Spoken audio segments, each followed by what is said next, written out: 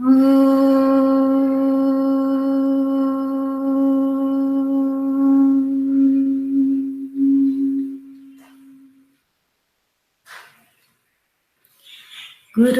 Brahma, Gurur Vishnu, Gurur Devo Maheshwaraha, Guru Sakshat Parabrahma, Tasmai Shri Gurave Namaha. Akhandamandalakaram Vyaptam Yena Characharam Tatpadam Darshitam Yena Tasmai Shri Gurave Namaha. Jai Gurudev. I welcome everyone to this second session on the workshop of understanding the rationale and ritual of Yagna. In the last session, we spoke in length about the various aspects of Gayatri. In today's session, we will learn about Yagna, and we will also start learning about the procedure for performing Yagna. So before we get in there, let's understand what is the meaning of Yagna in various contexts. Okay. First, let us delve into how Yagna is considered as the basis of the universe. Yagna, in its most highest abstract form, it represents a cyclic process. And this universe is made up of many cyclic processes. Okay, we can take the examples of universe expanding and contracting. It's a cyclic process. The stars go around the galactic center. Planets go around the stars. And one other cyclic process that we see each and every day is and sets every day. And this continues day after day, and it is a cyclic process. And the other cycles in nature are the seasons, the carbon dioxide and oxygen cycle. Then you have the water cycle, which is the water from the sea gets evaporated, forms clouds. Clouds again come down to the earth in the form of rains. And these rains flow into the rivers, and the rivers flow into the sea, and the cycle repeats. And then we have other cycle which is very personal to our body itself, which is the breathing cycle, right? That are present in our body, one of which is the inhalation and the exhalation. It happens continuously, whether we realize it or not. It is happening continuously in our body, and that is what is keeping us alive.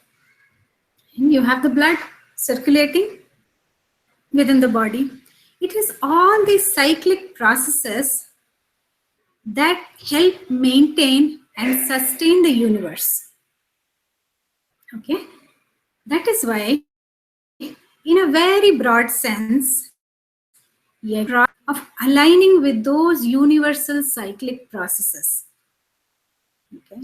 In Bhagavad Gita, in Karma Yoga, you see the shloka. So what Lord Krishna says is, Sahayagna praja srishtva purovacha prajapatihi anena prashavishyatvam yeshavo tvishta kamadhuk. So what does it mean? When the Lord created the universe, he created Yagna.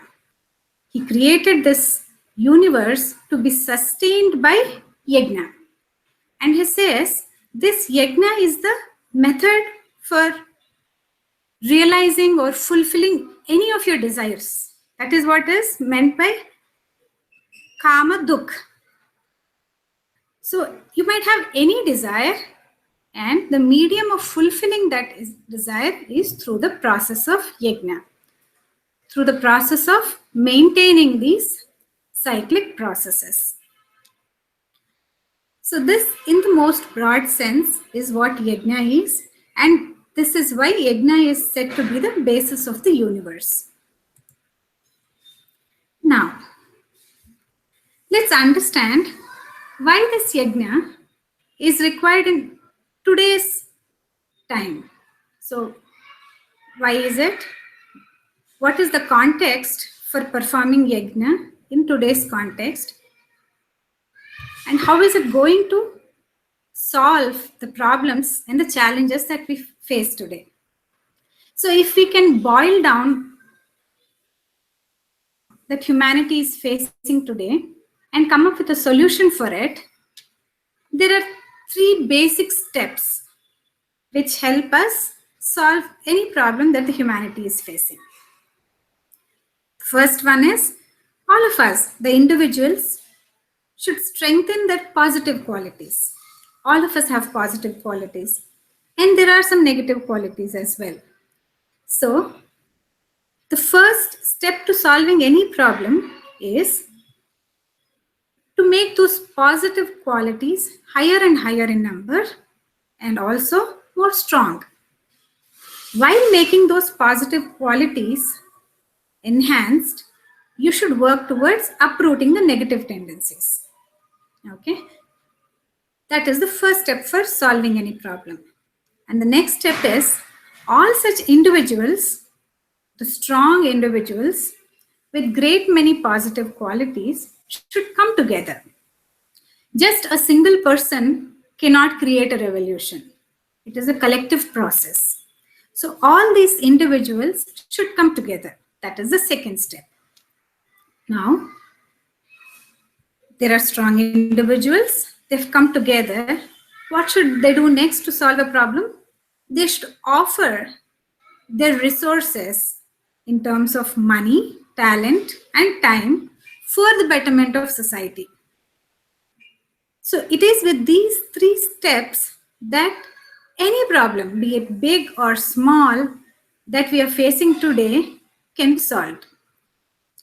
Let us take few examples of how this 3-step process is going to solve any problem.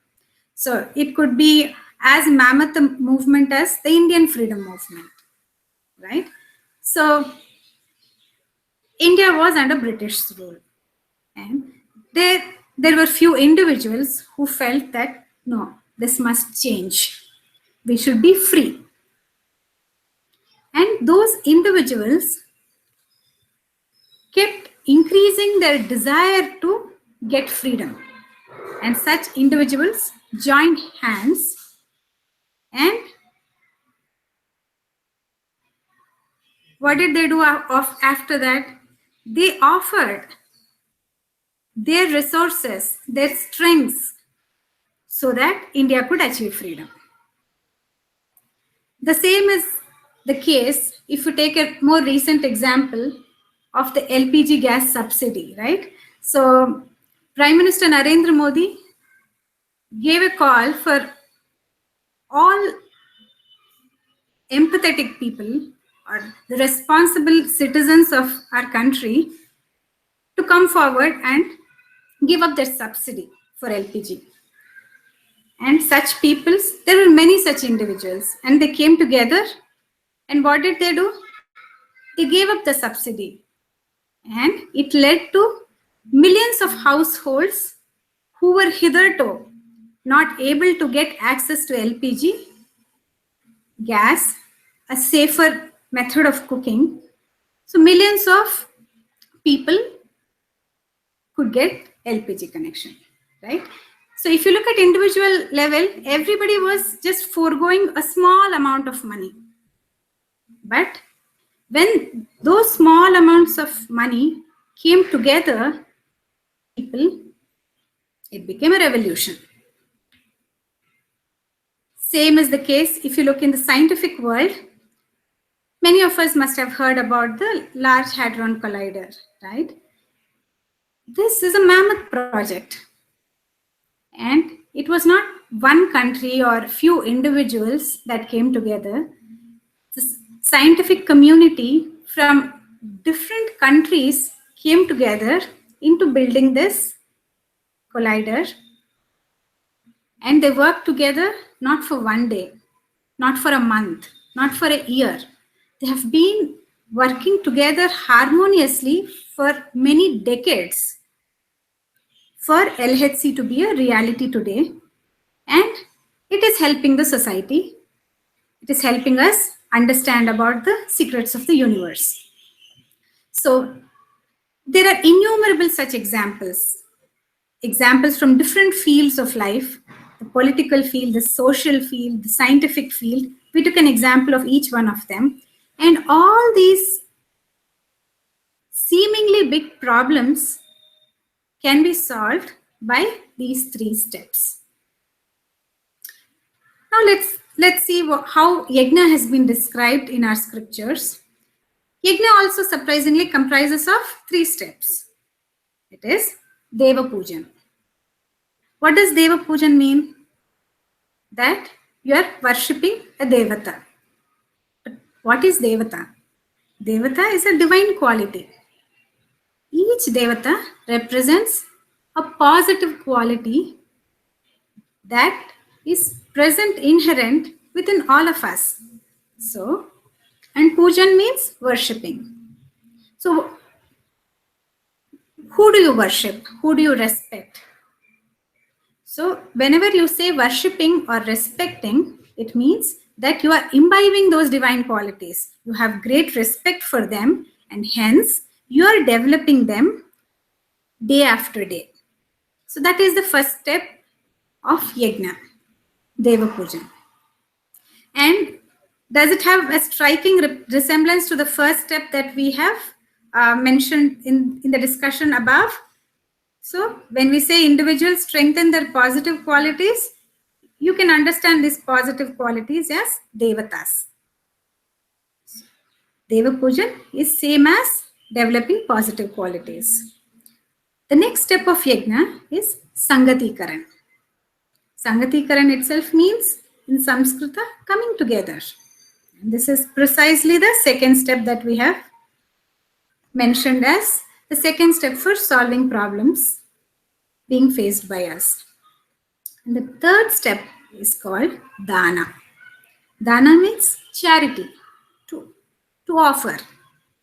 So what is it that you are offering? All that you have. It could be money, talent, or time. And Parampuji Gurudev has beautifully described this in 3 simple steps, right? He talks about Amshadan, Pratibhadan, and Samaydan. And this is precisely what we need to do as the third step. So offer these 3 for a larger good. So that is why Yagna, which is this 3-step process, is very much required in this space and time so as to make this world a better place. So all of us know Yagna, and the first thing that comes out to us is that Yagna is a fire ritual. But if you look deeper, there are various types of Yagna. Okay, one is the Japa Yagna, Jnana Yagna, and here we should not forget what we learned in the first slide, that Yagna is a cyclic process, right? What happens in Jnana Yagna? You learn and you teach. And this is a cyclic process. So whatever you have learned, you give it back to the society. The same is the philosophy behind Seva Yagna. Seva Yagna is serving the society. No individual can live in silos, right? So you cannot live all by yourself. You need several things that society offers you. So that is why man is said to be a social animal. So you receive various kinds of help from the society in order to lead your daily life. And then whatever you receive from the society, you pay it back by serving the society. This is again a cyclic process. So this is what is meant by Seva Yagna. Then you have something called Bali Vaishva Yagna. And in Gayatri Parivar, most of us are aware of what Bali Vaishva Yagna is. Right? Whenever food is cooked daily, before you take the food, 5 morsels are offered in the fire as ahutis in the form of Bali Vaishva Yagna. So there is a shloka in Bhagavad Gita, interestingly again from the 3rd chapter, which is the Karma Yoga, which says that anybody who cooks food for his own self is a thief. So outright it feels like, hey, what is meant by this? Of course, we are cooking food for ourselves. Then how come I'm becoming a thief if I'm cooking food for myself? Sri Krishna means by that is, whatever you have first needs to be offered to the gods, offered to the society, and then the remaining now no longer is food, it becomes prasada. And thus that prasada is the right kind of food that you should take, and that food gives you noble samskaras. That is why it is said, Jaisa khaye ann, vaisa man. So the kind of food that you eat decides what kind of mind and what kind of thoughts you will have in your mind. So that is why Bali Vaishva Yagna is again, there is a cycle. We offer, and then the remaining that becomes prasada we take. That is Bali Vaishva Yagna, that can very easily be done in each household every day. Then the next one is Agnihotra or Homa or Yagna, that most of us are familiar with, right? It is very easily recognized form of Yagna, because whenever you think of Yagna, you think of a Yagya Kunda and then fire being lit in it and something being offered with mantras. That is Agnihotra. So Agnihotra, the characteristic of Agnihotra is it acts as an amplifier, right? And it will amplify. What do you mean by amplify? Whatever is offered becomes manifold. It becomes multiplied. And then when it becomes multiplied, it can cater to more number of people. It can cater to a large area around us. So we will understand more about this aspect of Yagna, where it acts as a multiplier, as we move ahead in our sessions as well. Okay. So now, since we have come to Agnihotra, this procedure of Yagna that we will be understanding pertains to this Agnihotra or Homa or Yagna. So the physical definition of Yagna is, it is a process of offering some medicinal herbs and wood in fire. And what does the fire do? It brings forth the subtle properties that are present within the matter with the help of the heat and the sound energy of the mantras. Okay, so there are 2 energies at work here, which are the basic forms of energy in this universe. One is the heat energy, and then it's the sound energy. These 2 come together beautifully in the process of Yagna, and then a process happens where the matter becomes, the subtle properties of the matter get unraveled. That's the physical definition of, okay, what happens and what are required and how does the metallurgical process work. If we look at the spiritual definition of Yagna, it means it is selfless sacrifice That is why yagna is also, if you translate it into English, right, it is always translated as sacrifice. So yagna means selfless sacrifice done for noble purposes. So sacrificing your own selfish interests for a greater good. And yagna purifies and refines the person by awakening the latent energies that are deeply embedded within the consciousness. So this is the spiritual definition of yagna. Agnihotra, it is the basis of Indian culture, and it is omnipresent. You look at any ritual or any ceremony that we perform as part of our life, yagna is imminent. It is always present. So all the rituals happen in the presence of yagna. So it is done during all milestones of human life, which we more familiarly know it as the samskaras, right? So there are certain samskaras that you do even before the child is born, like the Pumsavan samskar. After the child is born, you have the Namakaran sanskar, Annaprashan sanskar. Then as the child grows and then he becomes a boy, there is a Upanayana samskara. Once he becomes an adult, it's a time for marriage, then Vivaha sanskara. So there are various sanskaras and various other rituals that we do in our life where yagna is always done.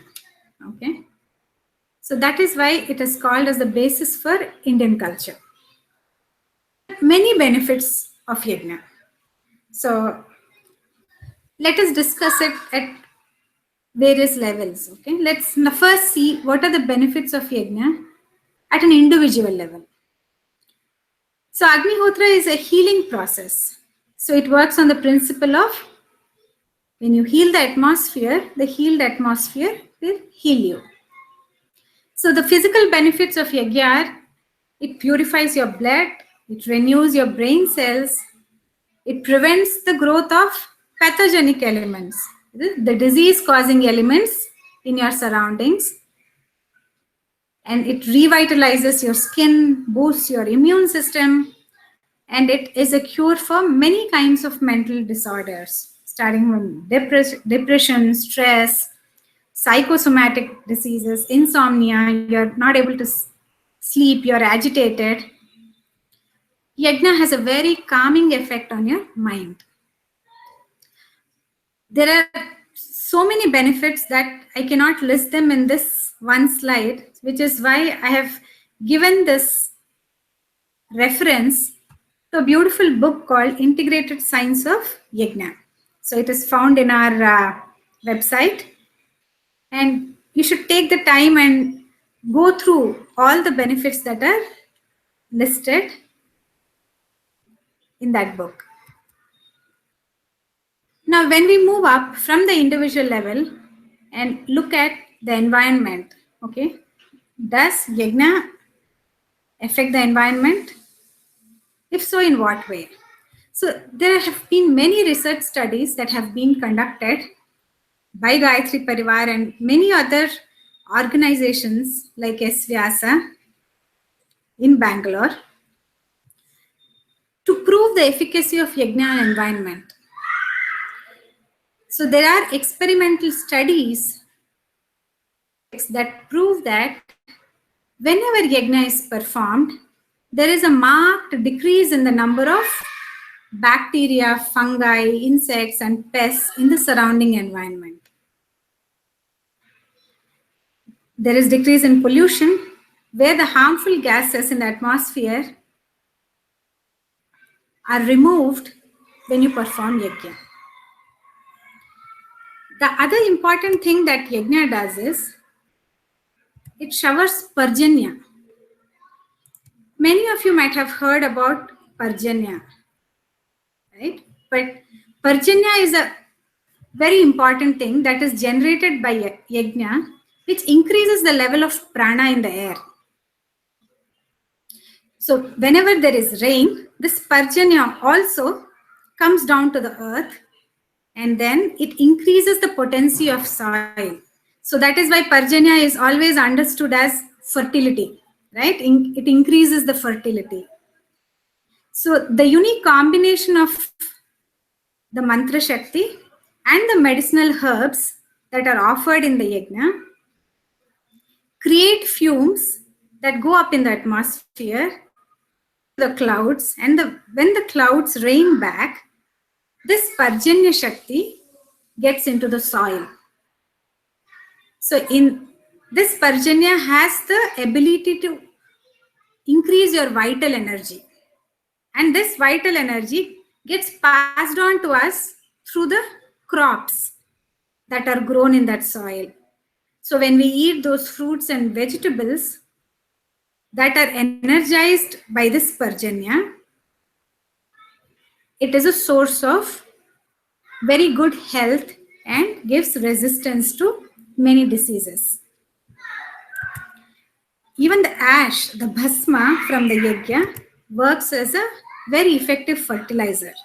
So there is a whole topic about Agnihotra farming that is gaining momentum, and you can just go around and Google for it, right?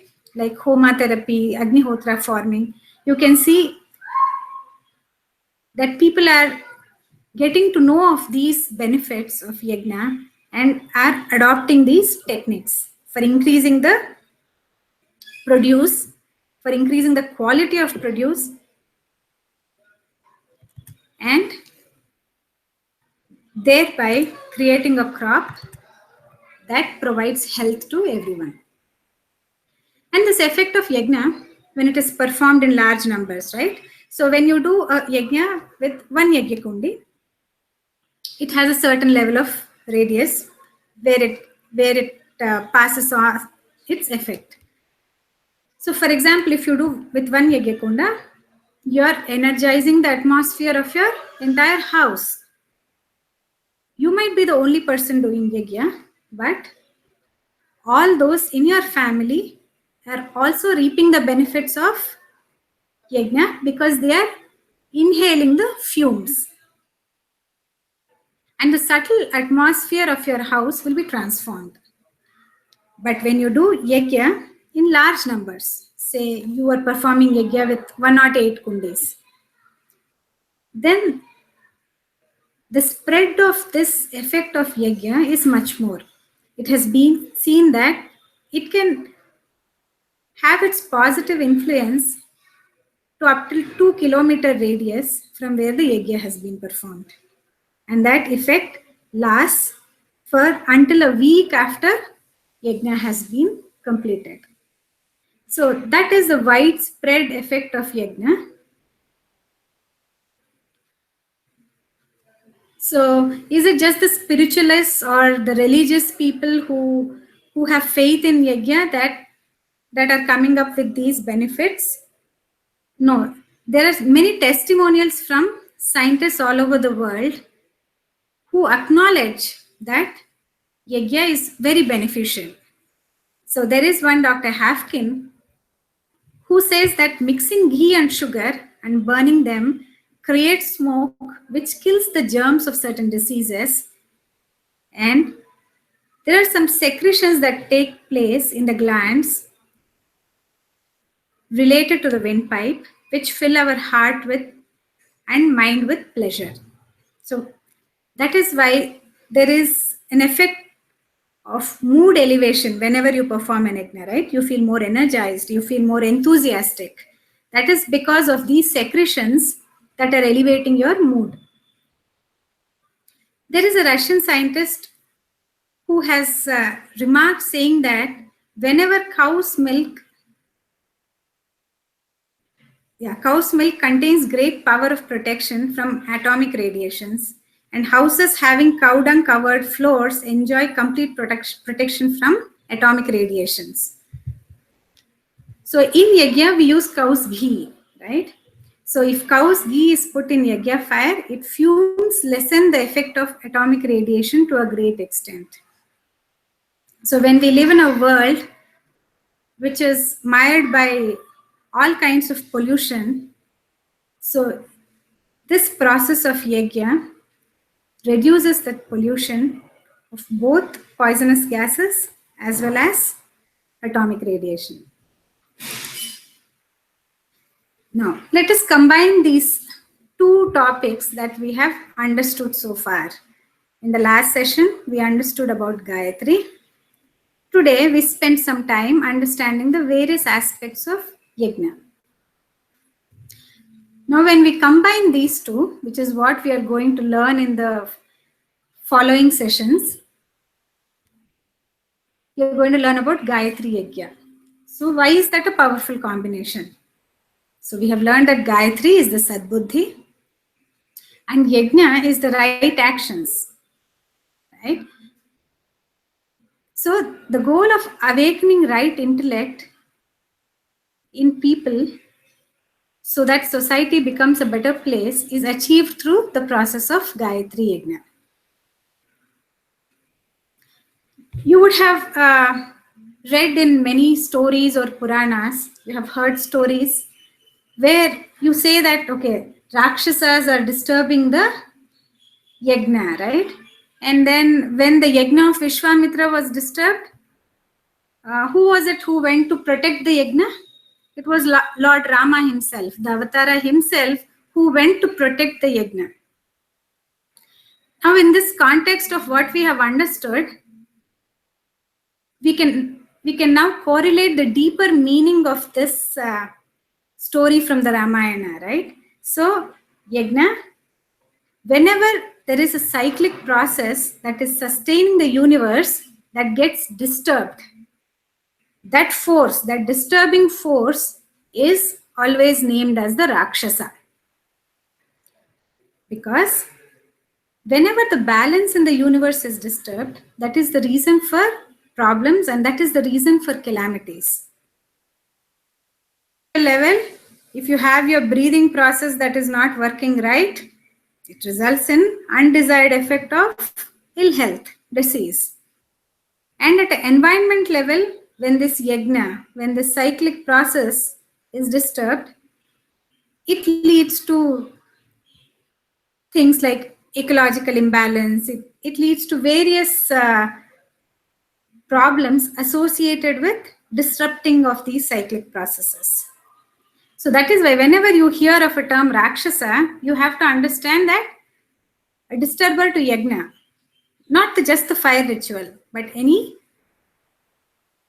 cyclic process that is sustaining the universe is disturbed, that such forces are called demonic forces.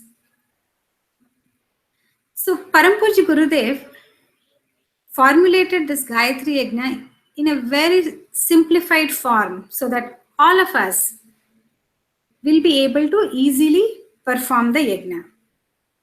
So he derived it from a very complicated Yagna called Vajpayee Yagna.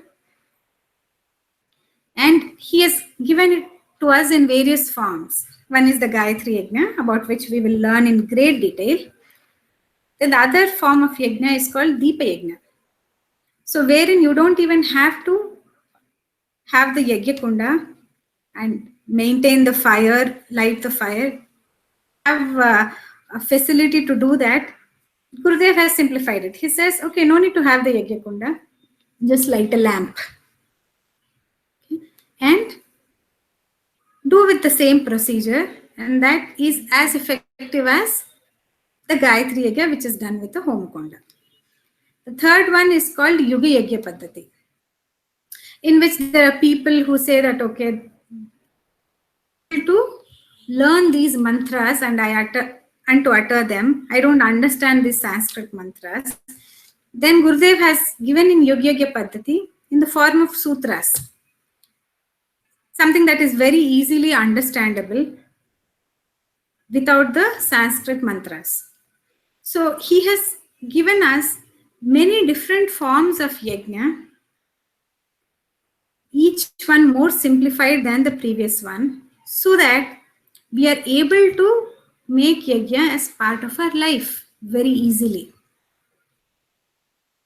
So today, we will start learning about the Gayatri Yajna procedure the various steps involved and the scientific meaning associated with each of these steps.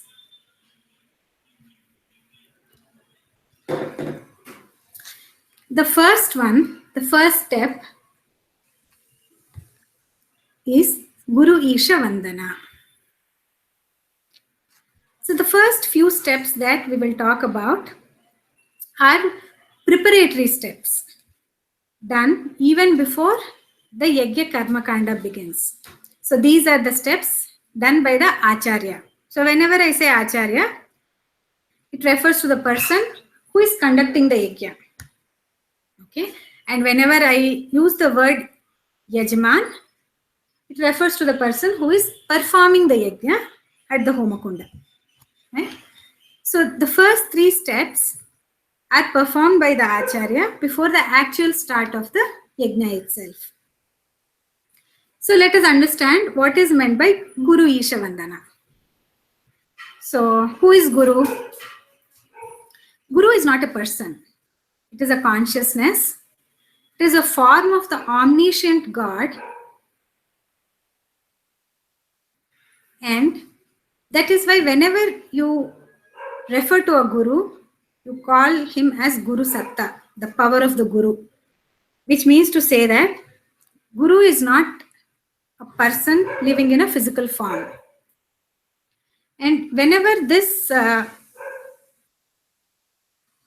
term Guru is referred to, he has dual responsibilities, right? So Guru is a person who teaches you in the class. When he has to impart knowledge to you, he is donning one particular role where he teaches you. And now there is another role that he has. Once you have been taught, he also plays the role of a person who becomes your examiner. So you have learned and you have to give your exam. When he is playing that role, he does not teach you. You are able to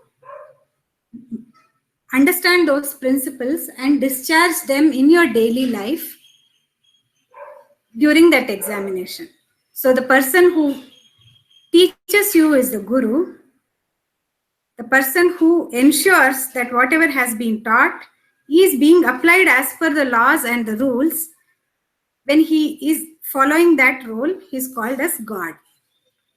So there is a story and that is behind the Doha of Kabir, right? So one day Kabir was asleep in the night and then he hears a knock on his door. So he goes and opens the door and he sees two people standing. So who are they? One is Guru and the other is Govind. So there is Guru and God who are standing at his doorstep. Now he is in a bit of a dilemma, right? He doesn't know what is the protocol. To whom should he offer his pranams first? To the Guru or to the God? Then he says, बिंद दो खड़े काके लागू पाए बलिहारी गुरु आपने गोविंद देव बताए. So he says, it is because of the Guru that I know who is God. I know and realize the nature of God. So Guru deserves the first prostration or the first pranam, and he offers his pranam to the Guru. So that is why even in this title, Isha Vandana, you offer your prostrations to Guru, then Ishvara, and then you start the preparatory step for the Yajna.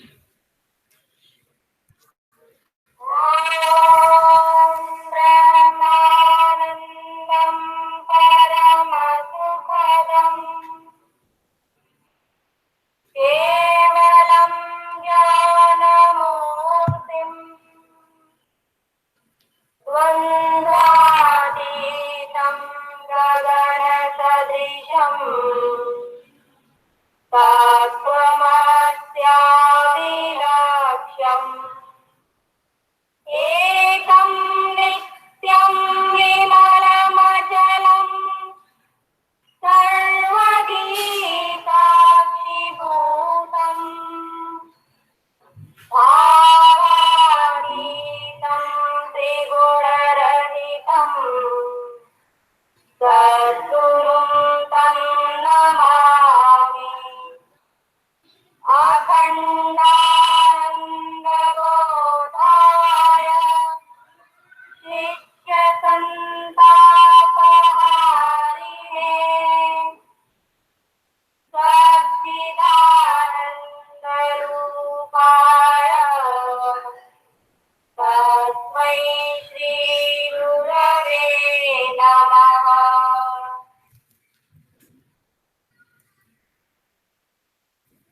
After Guru Isha Vandana, we go to Saraswati Vandana.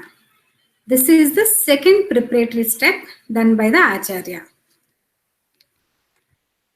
So we all understand that Saraswati is the Vak Devi. She is the goddess of speech. And speech has a very important role to play during the Yagna Karma Kand. So the person who is conducting the Yagna, his speech should be potent, not just during mantra chanting, but also when trying to explain the rationale of each of these. He has to reach out to the consciousness of the listeners, and that happens through the medium of words, through the medium of speech. So that is why we invoke Goddess Saraswati. Speech may be powerful, effective, so that it reaches to the minds of all the listeners and transforms them as per what is being said.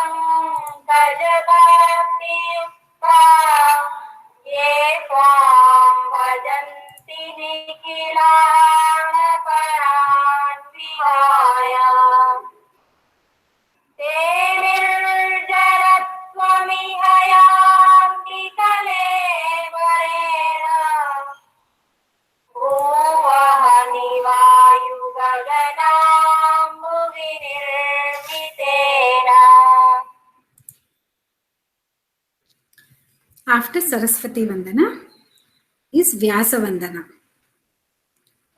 So the stage or the Vedi at which the Acharya sits and conducts the entire process of Yajna is called Vyasa Pitha.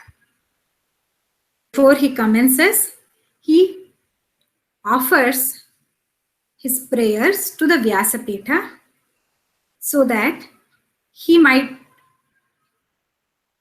get the ability to maintain the garima, right? The respect of the Vyasapita itself. So there are many people who have sat in that place before him, and he is going to assume that position. So he invokes and he prays to Vyasa so that he may be befitting of that role of Acharya to conduct the Yajna.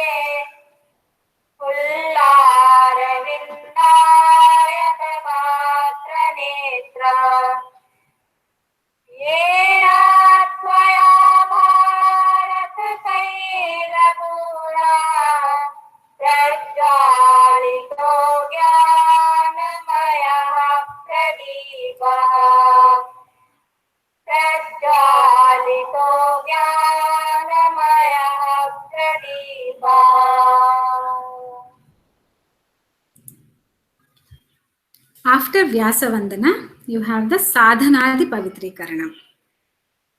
So in this step, all the articles that are used for the ritual of yajna are purified, right? So there are flowers, fruits, samidas, there's the kasta patra that you're going to use for the yajna. All of these will be purified by one representative who goes around the Yagyashala, sprinkling water on all these articles, and that is called Sadhanaadi Pavitreekaranam. You have got these items from different sources, right? And depending on where you have got, all these have their inherent samskaras. So all those need to be purified and potentized so that they become pure and can be used in the yajna.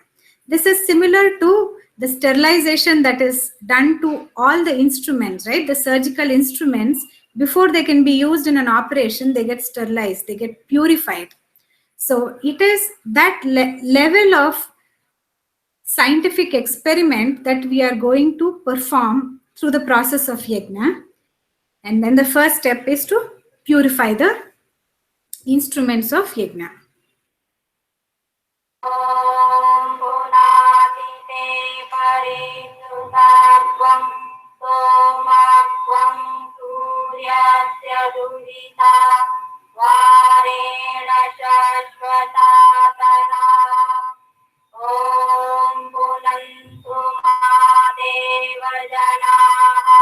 पुनन्तु Mansa धियः पुनन्तु विश्वाभूतानि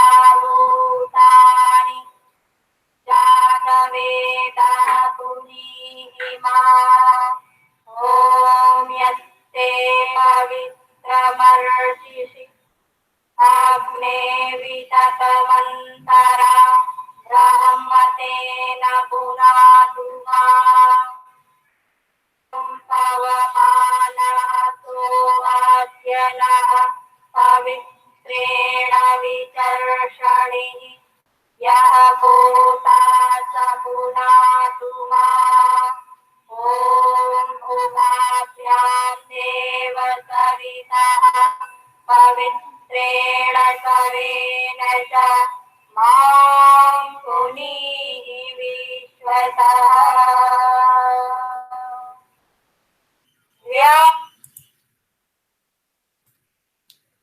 After Sadhanadi Pavitreekaranam is the Mangalacharanam. So this is the first step wherein the yajakas begin to perform whatever karma kanda is told from the Vyasapitha. So the Acharya gives out instructions, and from now onwards the yajakas will perform those steps. That is why the first step is to motivate the participants about what they are going to do.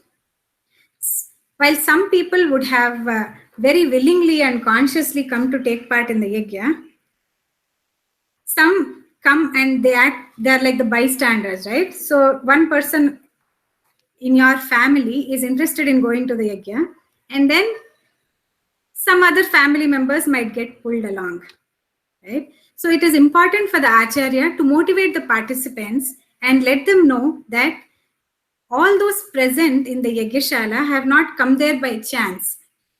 They have been summoned, they have been called by Parampuja Gurudev himself so that their life can be transformed by Yajna. So it is with this motivational words that Acharya performs Mangalacharanam, where the participants are receiving the blessings from the divine energies. The Devatas are blessing them, and there is a shower of flowers on all the participants to keep their enthusiasm up.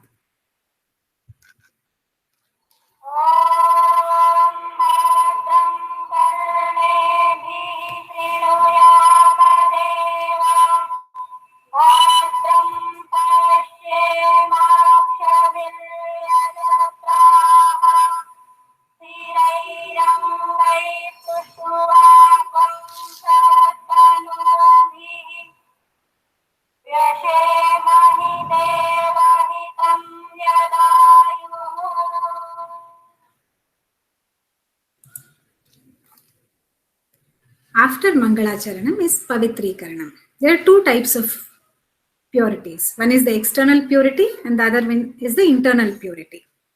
So external purity, everybody is pretty much aware of what it is. You take bath, you use soap, you use other beauty products to ensure that you are externally pure, beautiful and good looking. The other type of purity is what we don't focus on much, which is the internal purity, the purity of your thoughts. So during Pavitreekaranam, we intend to purify both our external and internal self. That is why if you see in this mantra, among the various names of Vishnu, the name of Pundarikaksha is used. It is one of the names of Vishnu, which means he is the lotus-eyed. And all of us know how lotus is, right? It is present in mud, slush. It remains pure in the presence of all the mud and mire around it. It manages to remain pure. And that is how we should maintain our consciousness during this entire procedure of yajna.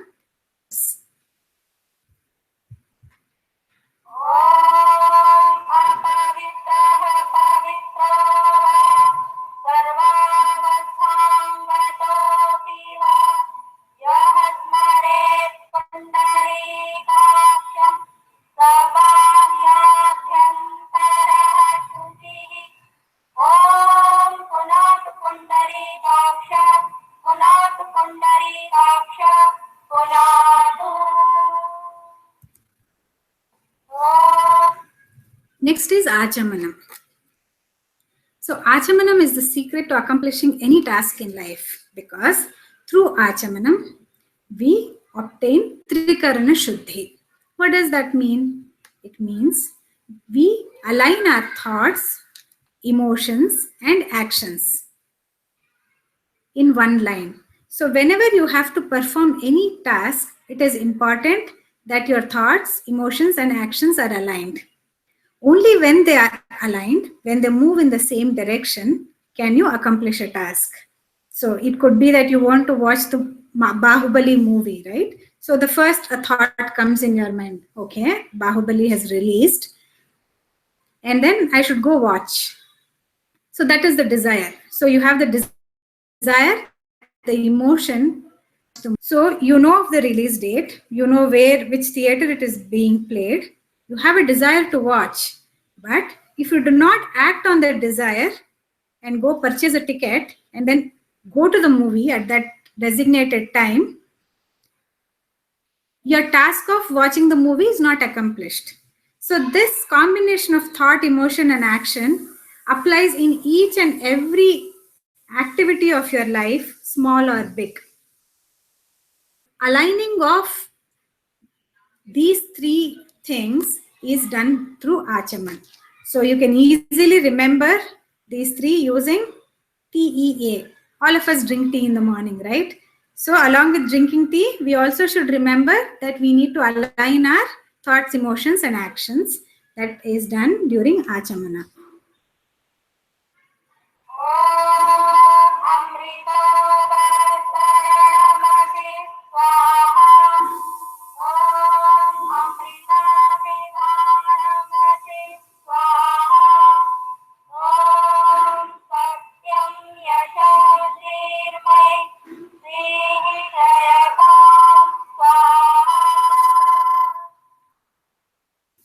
So whenever Swaha is uttered, you take 1 spoonful of water and then drink it.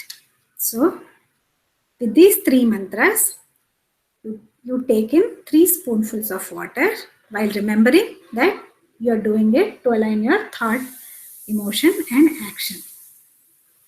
So with this, the purification part of the yajna is complete. We will continue with the procedure of yajna in subsequent sessions. But for now, we will pause here and take any questions that you have.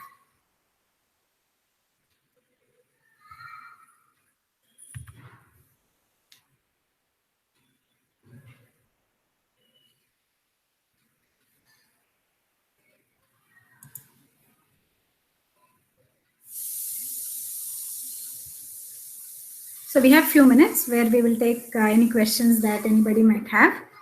And if there are no questions, we'll close the session. So in case you think of some questions and you want any clarifications, we have the WhatsApp group. You can share your questions there and we will answer you.